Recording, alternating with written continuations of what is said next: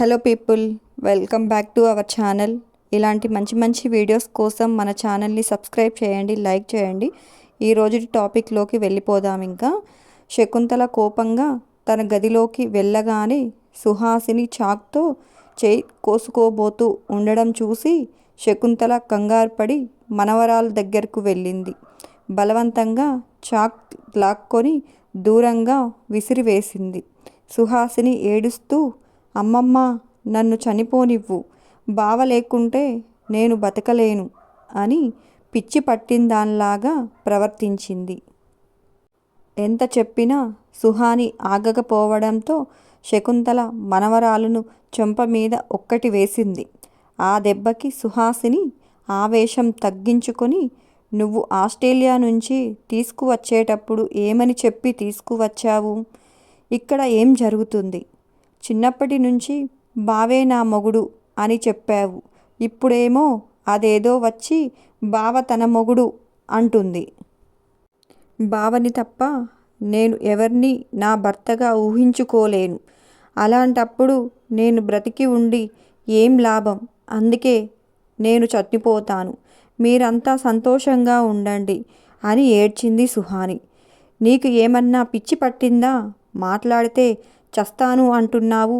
చావడం అంటే ఆటలు అనుకుంటున్నావా? నిన్ను ఇలా చంపుకోవడానికి ఇన్నాళ్ళు అల్లారు ముద్దిగా పెంచుకుంది అంది శకుంతల. మరి ఏం చేయను అమ్మమ్మ అంది సుహాని ఏడుస్తూ. నువ్వు ఎందుకు బంగారం ఏడుస్తున్నావు? బావ మీద నీకు చిన్నప్పటి నుంచి హక్కు ఉంది. మధ్యలో ఎవరో వచ్చేసి నీ స్థానంలో తిష్ట వేసుకొని కూర్చుంటే నేను చూస్తూ కూర్చోను. నిన్ను ఇంతగా ఏడ్పించిన దాన్ని అంతకు అంతా ఏడ్పించి దాని నోటితోనే నాకు ఈ పెళ్ళి వద్దు బాబోయ్, నేను వెళ్ళిపోతాను అని అనిపించకపోతే నా పేరు శకుంతలాదేవి కాదు అంది. ఆ మాటలు వినగానే సుహాసిని సంతోషంగా, అవునా అమ్మమ్మ, దాన్ని ఈ ఇంట్లో నుంచి పంపించేస్తావా అంది. హా బంగారం, దాన్ని పంపించేసి మీ బావతో నీకు పెళ్లి చేసే బాధ్యత నాది. అప్పటి వరకు ఇలాంటి పిచ్చి పనులు చెయ్యనని నాకు మాట ఇవ్వు అంది శకుంతల. అస్సలు చెయ్యను అమ్మమ్మ. బావతో నా పెళ్ళి అవుతుంది అంటే ఇంక నేనెందుకు చేస్తాను అంది సుహాసిని సంతోషంగా. శకుంతల మనవరాలిని కౌగిలించుకుని ప్రేమగా తల నెమిరి, వెళ్ళి స్నానం చేసి భోజనం చెయ్యి అంది. సరే అని సుహాని వెళ్ళిపోయింది. మనవరాల్ని మభ్యపెట్టడానికి మాట అయితే ఇచ్చింది, కానీ అంతకుముందు శక్తి ప్రవర్తన చూసి శకుంతలకి శక్తిని బయటకు పంపించడం అంత తేలిక కాదు అని అర్థమైంది. పందిరి మంచం మీద కూర్చొని దీర్ఘంగా ఆలోచించడం మొదలుపెట్టింది శకుంతల. ఈ పిల్ల చూడడానికి అమాయకంగా కనిపిస్తుంది, కానీ మహా తెలివైనది. తనతో మాట్లాడుతూ రామకృష్ణ వచ్చేసరికి మాట మార్చేసింది. పెద్ద పెద్ద మగవాళ్ళే నా కళ్ళల్లో కళ్ళు పెట్టి చూసి మాట్లాడాలి అంటే భయపడతారు. అలాంటిది సూటిగా నా కళ్ళల్లోకి చూసి మాట్లాడుతుంది. అసలు భయం అనే మాటే లేదు. ఇప్పుడు ఈ పిల్లని బయటకు ఎలా పంపించాలి అనుకుంటుంది మనసులో. ఈలోపు డోర్ కొట్టిన శబ్దం విని తలుపు వైపు చూసింది శకుంతల. ఎదురుగా శివాని చూసి, ఇంతకు ముందు సునందాకి క్షమాపణ చెప్పించినందుకు చాలా కోపంగా ఉన్నా తను కోపంగా ఉండి పలకరించకపోతే మనవడు ఇంకా దూరం అయిపోతాడు అని భయపడి, కన్నా, అక్కడే నిలబడ్డావేంటి, లోపలికి రా అని మనవన్ని ప్రేమగా పిలిచింది శకుంతల. శివ మెల్లిగా నాని దగ్గరకు వెళ్ళి, నాని, భోజనం రెడీ అయింది, భోజనం చేద్దాం రా అని చెయ్యి పట్టుకున్నాడు. నువ్వు భోజనం చెయ్యి కన్నా, నేను తర్వాత చేస్తాను. నేను పొలం నుంచి వచ్చి ఇంకా స్నానం చేయలేదు అంది శకుంతల. పర్వాలేదు నాని, త్వరగా స్నానం చెయ్యి, అందరం కలిసే భోజనం చేద్దాం అన్నాడు శివ. సరే నాన్న, నేను 10 నిమిషాలలో వస్తాను అంది శకుంతల. సరే నాని, త్వరగా రా అంటూ వెళ్ళిపోయాడు శివ. సునంద భోజనాన్ని డైనింగ్ టేబుల్ మీదికి సర్ది శక్తిని వెళ్ళి స్నానం చేసి రమ్మని చెప్పింది. శక్తి చిన్నగా అత్తయ్యా అని పిలిచింది. సునంద ఏంటి అన్నట్లుగా శక్తి వైపు చూసింది. అత్తయ్య, నేను నా డ్రెస్లు అన్నీ మీ అబ్బాయి రూంలోకి మార్చుకోనా అని అడిగింది. వెంటనే ప్రామిస్ అత్తయ్య, నేను చదువు అయ్యే వరకు జాగ్రత్తగా ఉంటాను అంది శక్తి అమాయకంగా మొహం పెట్టుకొని. శక్తిని అలా చూసేసరికి సునందకి లోపల నవ్వు వస్తున్నా పైకి కనిపించనివ్వకుండా జాగ్రత్త పడి, సరే మార్చుకో, నీ మీద నమ్మకంతో ఒప్పుకుంటున్నాను, ఇంకా ఏం చేస్తావో నీ ఇష్టం అంది సునంద గంభీరంగా. ఆ మాటలకు శక్తి చిన్నపిల్లలాగా గంతులు వేస్తూ సునందాని గట్టిగా కౌగిలించుకొని థ్యాంక్ యూ సో మచ్ అత్తయ్య అంటూ బుగ్గ మీద ముద్దు పెట్టింది. 2 అడుగుల్లో ప్రియా రూమ్ వైపుకు వెళ్ళిపోయింది శక్తి. శక్తి అల్లరికి నవ్వుకుంటూ సునంద ఆలోచనలో పడింది. శక్తి శివకి దూరంగా ఉంటుంది అని అత్తయ్యకు తెలిస్తే ఆ దూరాన్ని ఇంకా పెద్దది చేసి ఎప్పటికీ దగ్గర కానివ్వకుండా చేస్తుంది. నో, అలా జరగటానికి వీలు లేదు. ఒక్కసారి తన కొడుకు చేతులతో మెడలో తాళి పడిన తర్వాత తనే ఈ ఇంటి మహాలక్ష్మి అని అనుకుంటుంది సునంద మనసులో. శక్తి దూరం అయిపోతే నా శివ పిచ్చివాడైపోతాడు. అత్తయ్య ఆ సమయంలో సుహానిని శివకిచ్చి బలవంతంగా అయినా పెళ్లి చేస్తుంది. ఈ అనర్థాలన్నీ జరగకుండా ఉండాలి అంటే శక్తి శివకి దగ్గరగా ఉండాలి అనుకుంది సునంద మనసులో. ప్రియా రూమ్లో నుంచి తన వస్తువులను శివ రూమ్లోకి మార్చుకుంది శక్తి. అప్పటికే శివ కబోర్డ్లో ఒక సైడ్ ఖాళీ చేసి పెట్టాడు. శక్తి తన బట్టలు సెల్ఫ్లో సర్దుకుంటుంది.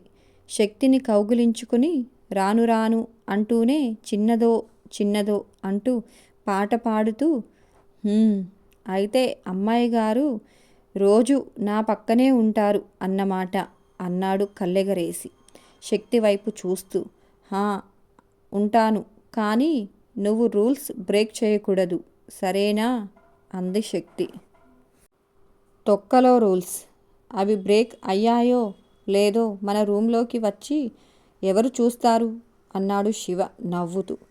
అంటే ఏంటి నీ ఉద్దేశం అంది శక్తి కోపంగా శివ వైపు చూసి. ఏం లేదు బంగారం, ఒక్కసారి ఫస్ట్ నైట్ చేసుకొని తర్వాత రూల్స్ని గట్టిగా ఫాలో అవుదాం, ఏమంటావ్ అన్నాడు శక్తి వైపు చూసి కొంటిగా కన్ను కొడుతూ. సర్లే అయితే, నేను ప్రియా రూంలోనే పడుకుంటాను అంతే అంది శక్తి కోపంగా బయటకు వెళ్ళబోతుంది.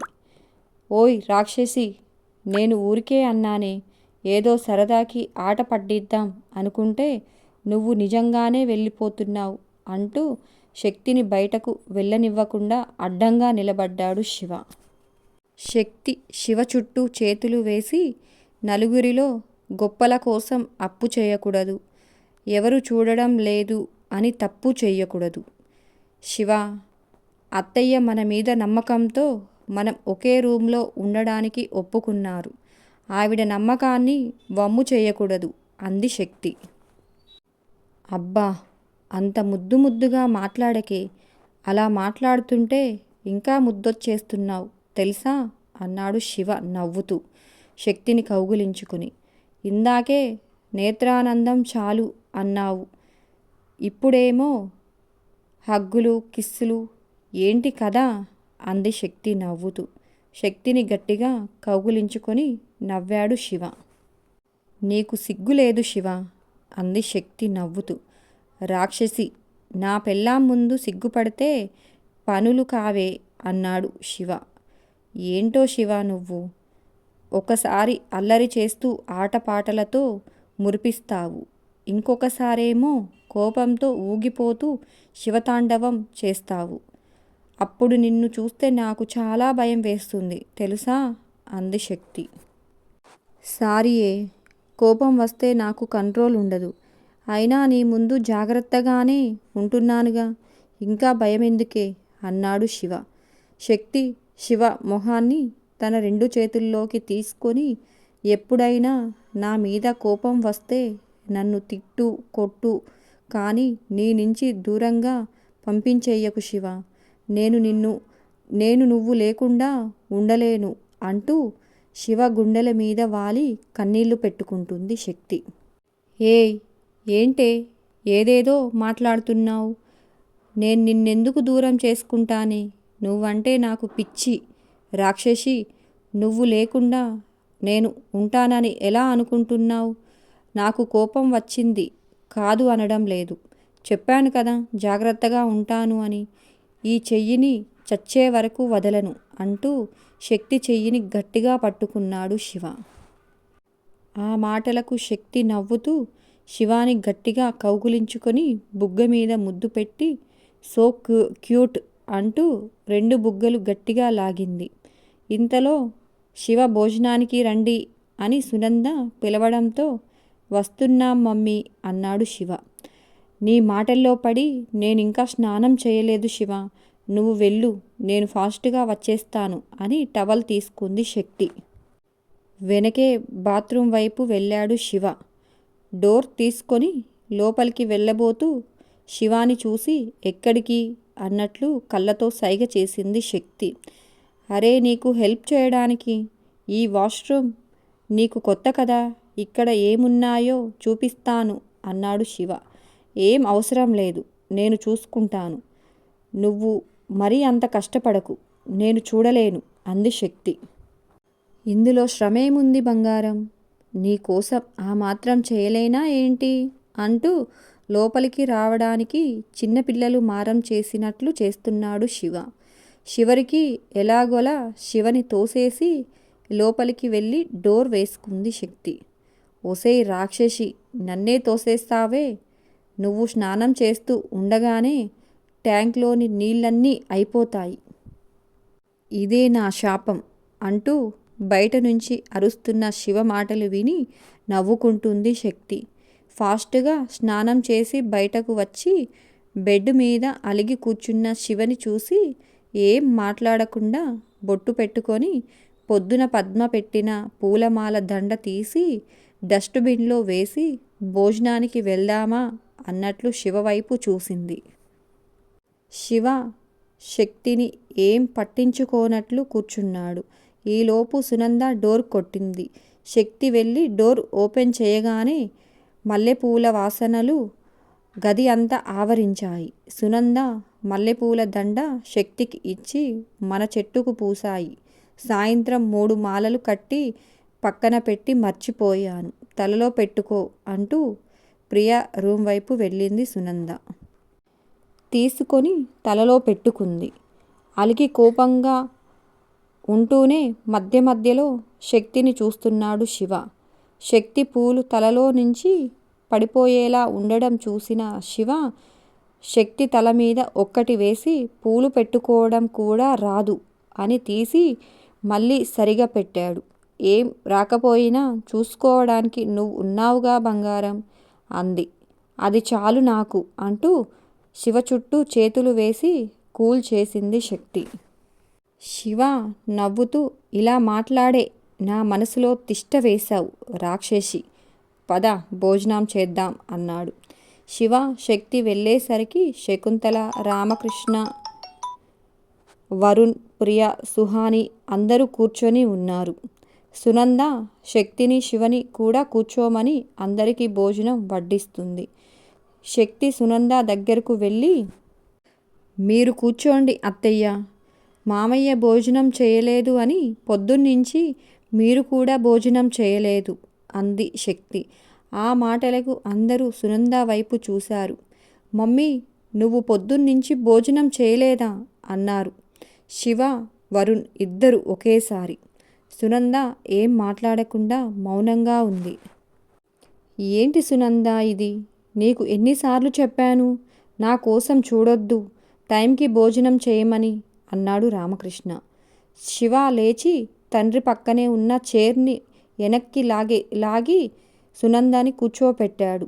శక్తి సునందకు భోజనం వడ్డించింది. ఎందుకో తెలీదు, అన్నం కలుపుకొని నోట్లో ముద్ద పెట్టుకుంటున్న సునందకి కళ్ళ నిండా నీళ్లు నిండిపోయాయి. పెళ్ళి అయిన ఇన్నాళ్ళకి తను చెప్పకుండా తినలేదు అని గ్రహించింది శక్తి ఒక్కటే అని తలుచుకుంటే ఆవిడికి శక్తి మీద మొట్టమొదటిసారిగా ప్రేమ కలిగింది. ఇంతకు ముందు శివ కోసమే శక్తిని కోడలిగా ఒప్పుకున్న సునందకి ఇప్పుడిప్పుడే శక్తి మీద ప్రేమ కలగడం మొదలయ్యింది. అత్తాకోడళ్ళ ప్రేమను చూస్తున్న శకుంతలకి శక్తిని కాలు బయటకు పెట్టించడం అంత ఈజీ కాదని అర్థమయ్యింది. నువ్వు కూర్చో శివ, నీకు వడ్డిస్తాను అంది శక్తి. వద్దే, నువ్వు నేను తర్వాత తిందాంలే అన్నాడు శివ. ఎందుకు కన్నా, భోజనం చల్లారిపోతుంది. నీకు భోజనం వేడిగా లేకపోతే నచ్చదు కదా అంది శకుంతల. పర్వాలేదులే నాని, నేను తినేస్తా. శక్తి ఒక్కటే మిగిలిపోతుందిగా. తనకి తోడు లేకపోతే భోజనం చేసే అలవాటు లేదు అన్నాడు శివ శక్తి వైపు ప్రేమగా చూస్తూ. వాళ్ళిద్దరి ప్రేమను చూస్తుంటే సుహానికి లోపల చాలా మంటగా ఉంది. అయితే వదిన్ని కూడా కూర్చోమను అన్నయ్య, అన్నీ ఇక్కడే ఉన్నాయిగా, ఎవరికి ఏం కావాలో పాస్ చేసుకుందాం అన్నాడు వరుణ్. అవును, ఎవరికి ఏం కావాలో అన్నీ ఇక్కడే ఉన్నాయిగా, మీరు కూడా కూర్చోండమ్మా అన్నాడు రామకృష్ణ. ఆయన మాట విని శివ భోజనానికి కూర్చొని పక్క చైర్ని శక్తి కోసం వెనక్కి లాగాడు. అందరూ భోజనాలు చేశాక శక్తి కిచెన్లోకి వెళ్ళి తిన్నవి అన్నీ సర్దడంలో సునందకు సహాయం చేసింది. సునంద పాలు వేడి చేసి అందరికీ గ్లాసుల్లో పోసి ఒక గ్లాస్ శక్తికి ఇచ్చింది. నువ్వు తాగేసి వెళ్తూ వెళ్తూ శివకి తీసుకొని వెళ్ళు అని చెప్పింది. నేను కొంచెం సేపు అయ్యాక తాగుతాను అత్తయ్య, ముందు మీ అబ్బాయికి ఇచ్చేసి వస్తాను అని పాల గ్లాస్ తీసుకొని శివ రూమ్ వైపు వెళ్ళింది. తను శివ రూంలోకి వెళ్ళడం చూసిన శకుంతల సుహాని మొహాలు వాడిపోవడం చూసి శక్తి కావాలనే రూంలోకి వెళ్ళి వాళ్ళు చూస్తూ ఉండగానే నవ్వుతూ డోర్ వేసింది శక్తి. శక్తి అలా డోర్ వెయ్యగానే శకుంతలకు పట్టరాని కోపం వచ్చింది. అంతే. ఈ వీడియో నచ్చిందా? నచ్చినట్లయితే మన ఛానల్ని సబ్స్క్రైబ్ చేయండి, లైక్ చేయండి, కామెంట్ చేయడం మర్చిపోకండి. మరొక టాపిక్తో మీ ముందుకు వస్తాను. Bye bye.